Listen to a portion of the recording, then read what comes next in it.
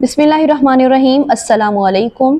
हज़रत अंस बयान करते हैं कि एक यहूदी लड़का रसूलुल्लाह सल्लल्लाहु अलैहि वसल्लम की खिदमत किया करता था। एक दिन वो लड़का बीमार हो गया तो आप सल्लल्लाहु अलैहि वसल्लम उसकी अयादत के लिए उसके घर तशरीफ़ ले गए।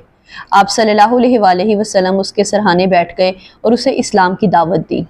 उस लड़के ने अपने बाप की तरफ देखा जो उस वक्त वहाँ ही मौजूद था। उसके बाप ने कहा कि अबुल कासिम जो कहते हैं उसकी इताअत करो।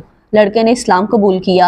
आप सल्लल्लाहु अलैहि वसल्लम जब उसके घर से बाहर तशरीफ़ लाए तो आप सल्लल्लाहु अलैहि वसल्लम ने फरमाया, अल्लाह ताला का शुक्र है जिसने इस लड़के को जहन्नुम की आग से बचा लिया।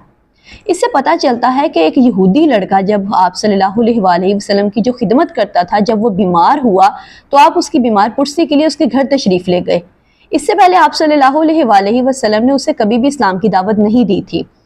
लेकिन जब आप सल्लल्लाहु अलैहि वसल्लम ने देखा कि उसके पास चंद घड़ियां ही हैं, वो मरने के करीब है, तो आप सल्लल्लाहु अलैहि वसल्लम ने उसे इस्लाम की दावत दी ताकि उसकी आखिरत संवर जाए, जिसको उसने अपने बाप की तरगीब से कबूल कर लिया।